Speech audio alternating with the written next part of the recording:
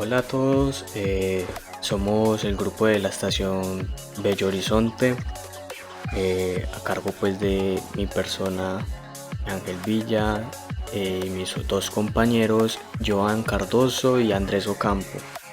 Hoy queremos presentar pues nuestro proyecto final para la materia de programación y sistemas distribuidos. Nuestro trabajo se centra en el monitoreo de temperatura y humedad utilizando un sistema distribuido. Este emplea Arduino para la captura de datos. Tenemos una base de datos MySQL pues alojada en un hosting y hemos desarrollado una interfaz web que nos permite visualizar gráficos, promedios generales y una tabla con los datos recopilados. El principal objetivo de este proyecto es demostrar cómo podemos integrar diferentes tecnologías para la adquisición, almacenamiento y visualización de datos tanto en tiempo real, aplicando conceptos clave de sistemas distribuidos. Bueno, para facilitar un poco la comprensión del video hemos dividido en las siguientes secciones. Primero vamos a presentar lo que es el montaje del dispositivo, explicación del código para la lectura de la temperatura y humedad, la evaluación de la calidad de los datos, análisis sobre la precisión y fiabilidad de los datos obtenidos por el sensor de HT11.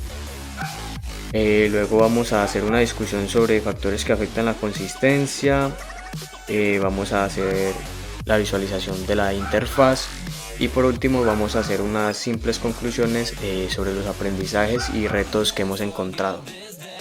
Muy buenas a todos, hoy les voy a enseñar cómo hacer la instalación de una placa ESP8266 para lo que sería un sensor de temperatura de HT11. Para empezar, cogemos nuestros cables hembra a hembra que vamos a utilizar a lo largo del video para poder hacer lo que es la conexión. Asignamos el cable azul, en este caso de ejemplo, al pin donde se conecta la tierra. De segundo, utilizaremos un cable rojo para indicar el voltaje y lo conectaremos al pin que tenga lo que es 3 voltios de salida para el dispositivo. Y para finalizar, utilizamos uno de los pines seriales, en este caso el de 2, para poder conectar y hacer lo que es la conexión de salida. Asegúrense de que los cables estén lo suficientemente ponchados directamente hacia los pines de la placa. Lo siguiente es coger los cables y cogemos ahora el sensor de HT11. Fíjense cuál es el tipo de nomenclatura que tiene, en este caso va de tierra, voltaje y salida serial. Utilizamos lo que es la conexión y conectamos la tierra al primer pin, el voltaje en el segundo pin y por último la salida serial, que sería en el tercer pin. Y con esto quedaría finalizada la conexión de los puntos a la placa. Asegúrense de que correspondan de manera directa a los puntos que se necesitan. Si no, busquen como tal cuál tipo de referencia tienen de HT11 y fíjense también cómo están distribuidos los pines tanto de voltaje de tierra como de la placa.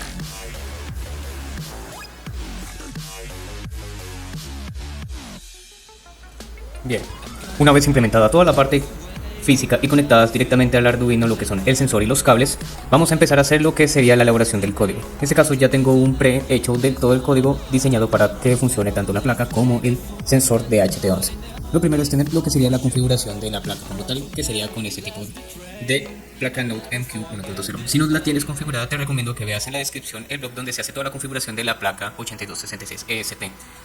Dicho esto, se incluyen como tal las dependencias que serían las ESP82 Wi-Fi y la HTTP Client, junto con las dependencias Wi-Fi Client Secure y la del recurso del sensor de HT11. Se incluye también el nombre y la contraseña de la red para que se conecte de manera automática cuando se ponga con energía, el pin al que le asignamos, el sensor de HT11 en este caso, y por último el pin y el DHT-Type el que se utilizó. Bien, estos serían los URLs a las que voy a destinar la información que vamos a empezar a enviar al dominio, y aquí se recorta como tal y se envía de manera espontánea cada uno de estos por medio de un size off. Primero comenzamos con la declaración de las variables. Acá el volt es el que se utiliza como tal para poder medir la frecuencia en la que se va a utilizar la placa. En este caso las 115-200. Aquí se comienza la conexión al Wi-Fi y se espera lo que sería la conexión. Hace un ciclo hasta que la conexión se conecte y por último cuando conecta muestra el conectado a la red Wi-Fi con tal IP y inicia de una vez el sensor para hacer todo el proceso en el loop. Declaramos dos flotantes que serían el de humedad y temperatura vamos y miramos y hacemos con el estado de Wi-Fi Connect, haciendo lo que sería un cliente seguro y desactivar la verificación por certificado que por el momento no se están utilizando.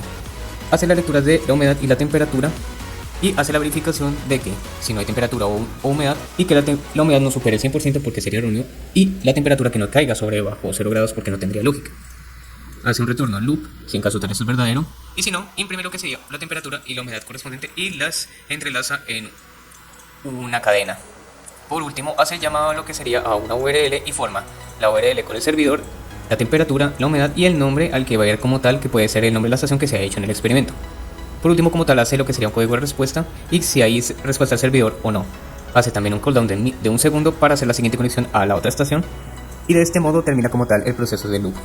Por último, hace una repetición de cada 10 segundos, en este caso lo voy a configurar después para que solo sean 3, para que haya una respuesta más rápida del servidor.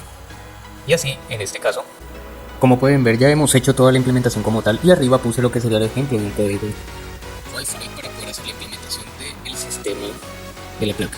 Por último, hacemos la revisión final de lo que sería también el sketch y verificamos que esté toda la parte, incluso el puerto y de la placa. Por último, solo hacemos una compilación de carga, esperamos un poco y miramos que hace lo que sería la conexión con el puerto junto con lo que sería la carga de los componentes de manera interna en la placa.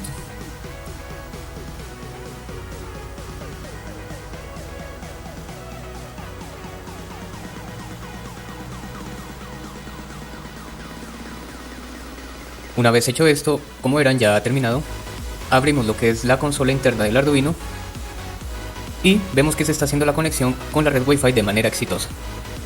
Hacemos una espera y vemos como tal que se han hecho las conexiones de manera correcta. Volvemos y cargamos la consola y miramos que está haciendo de nuevo la petición.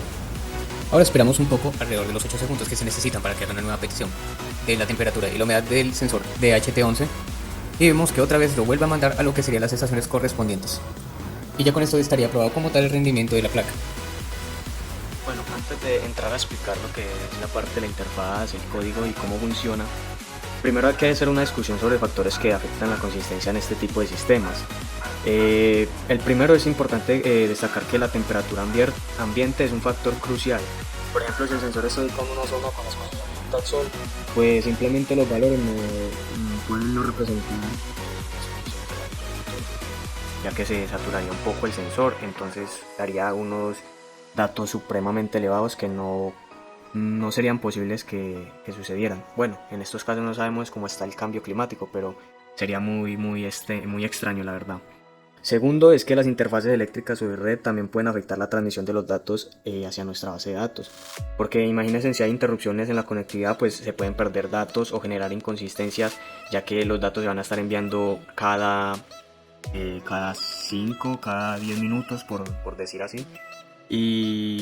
Y finalmente, pues las características del sensor que se ha utilizado en este caso de HT11 son relevantes. Un sensor de baja presión o mal calibrado podría generar datos erróneos afectando el análisis posterior. Por ello hemos tomado medidas pues como para minimizar estos riesgos, como el uso de un sensor de calidad, que ya lo he mencionado, y pues la ubicación estratégica del dispositivo en un ambiente controlado. Esas serían como las discusiones que afectan la consistencia. Muy bien, ahora pasemos a la demostración de nuestra interfaz. Primero les voy a explicar un poquito el código como para que tengan noción de lo que se hizo y cómo se construyó. Esta interfaz nos va a permitir visualizar los datos en tiempo real mediante gráficos interactivos y estos gráficos muestran tendencias de temperatura y humedad a lo largo del tiempo. Además, pues hemos hecho una sección de promedios generales que calcula automáticamente los valores promedios de los datos recopilados durante un periodo de tiempo, y pues así se hace más fácil el acceso a una información histórica.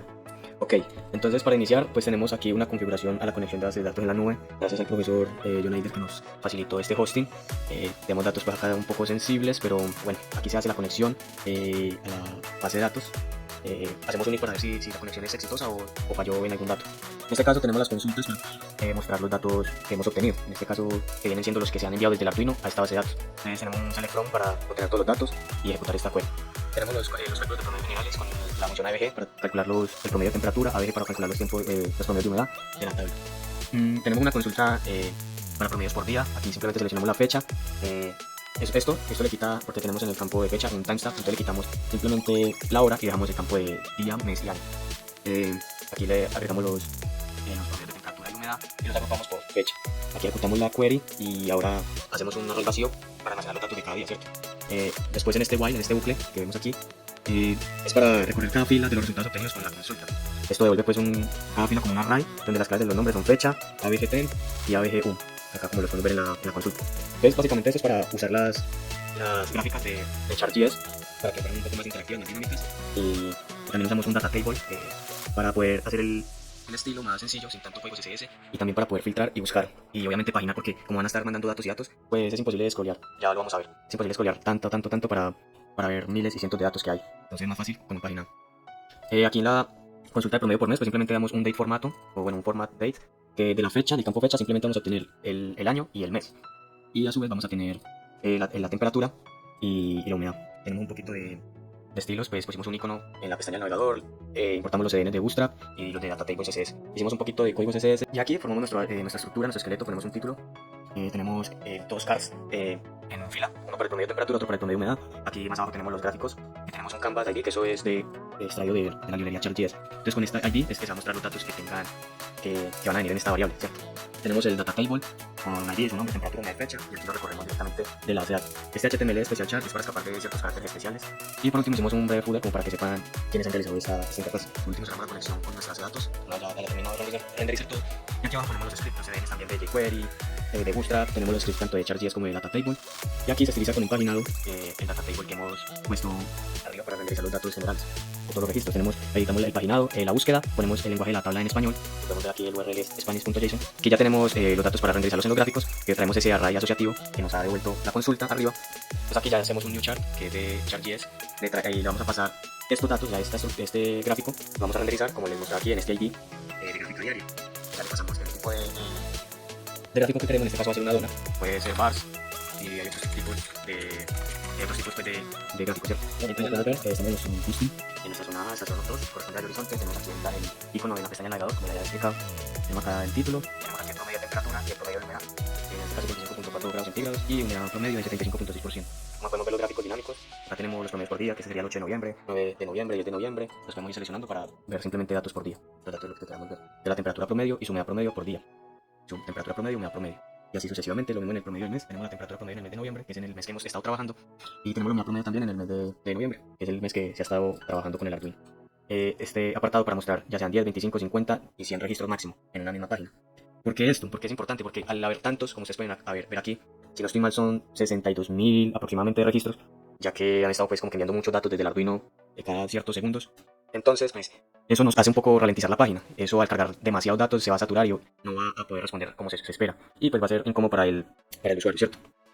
Una de las funcionalidades más útiles de esta interfaz es la búsqueda y filtrado de datos, como ya les dije. Que me voy a poner yo a estar scrolleando para buscar los datos de Maús y no los veo aquí directamente. Yo lo puedo hacer pasando aquí por página, que como pueden ver van pasando de una en una. Puedo ir a la última página, y acá hay otros datos, voy a la primera y así sucesivamente puedo ir paginando. Eso me facilita pues el renderizado de datos. Y ahora, la búsqueda es importante porque si yo no veo acá los datos de la publicación de Maús, pues simplemente me va a filtrar por el Maús. Puedo pasar todas las páginas y van a ser los resultados de Maús. Ahora yo quiero ver Bello Horizonte. Con simplemente escribir ciertas palabras, él las identifica. Entonces, creo que es muy útil utilizar valga la redundancia, utilizar estas herramientas como data tables, que son componentes, son estructuras ya creadas, que ya vienen con la funcionalidad directamente. Esto nos agiliza un poquito más el desarrollo, la verdad, y pues se hace más interactivo. Aquí se rompe un poquito, pero es porque no se puede estilizar bien los botones y pues han mandado demasiados datos. Y también se puede pues filtrar por orden ascendente y descendente. Lo mismo aquí. Incluso aquí, miren, hay datos que ni siquiera han enviado el nombre, entonces son ciertos errores que van sucediendo ahí, pero tenemos la funcionalidad que es lo importante. Y por último, pues tenemos el footer, y eso sería todo nuestro proyecto. Continuamos con las conclusiones ya para finalizar. Muchas gracias. Bueno, pues a mí me corresponde la parte del análisis de los datos registrados, en donde pues básicamente lo que se puede encontrar es el promedio general de temperatura, que está en 25.3 grados centígrados, el promedio general de humedad, que está en 76,7%, y pues en cuanto a los registros, tenemos más de 7.500 muestras que han sido tomadas en un periodo continuo de 3, 4 o 5 días. Variaciones observadas es que la temperatura está fluctuando entre los 24 y los 28,7 grados. Y la humedad promedio también es constante en un 64%. Visualización y análisis temporal, pues como se ha podido notar, hay unos gráficos donde se pueden observar esos resultados y unas tablas también que podemos observar. Ya como tal, en las conclusiones nos quedan unos aprendizajes, y es que, por ejemplo, pues hemos identificado unos patrones diarios en los datos útiles para entender pues, el microclima de Cartago. También pues podemos notar que el sensor de HT11 es un sensor confiable, que de pronto puede tener limitaciones en la precisión, pero que es adecuado para este tipo de registros, y pues que es eficiente en la recolección, es decir que pues la estación recolecta datos de manera continua y mostrando estabilidad en el sistema del Internet de las cosas. Los retos encontrados, pues encontramos de pronto las limitaciones del sensor, que pues no es tan, digamos, tan high quality, tan alta calidad, ¿cierto? Y pues ya como tal, la reflexión y la relevancia para ya finiquitar del monitoreo ambiental en las Internet de las Cosas es que pues primero que todo genera un impacto en las aplicaciones prácticas, pues ya que pueden utilizarse para automatizar sistemas, por ejemplo, de ventilación, de riego, de algunos sistemas. También la importancia que tiene en el Internet de las Cosas es que se pueden desarrollar proyectos como este que permiten conectar sensores con bases de datos y visualización web. Básicamente, en otras palabras, es lo que nosotros estamos presentando a través de un enlace HTTP. Y pues ya como tal, que es un aprendizaje tecnológico y pues que ya que estamos combinando el hardware, que es la placa, y también el código pues en Arduino IDE. Eso es todo, muchas gracias.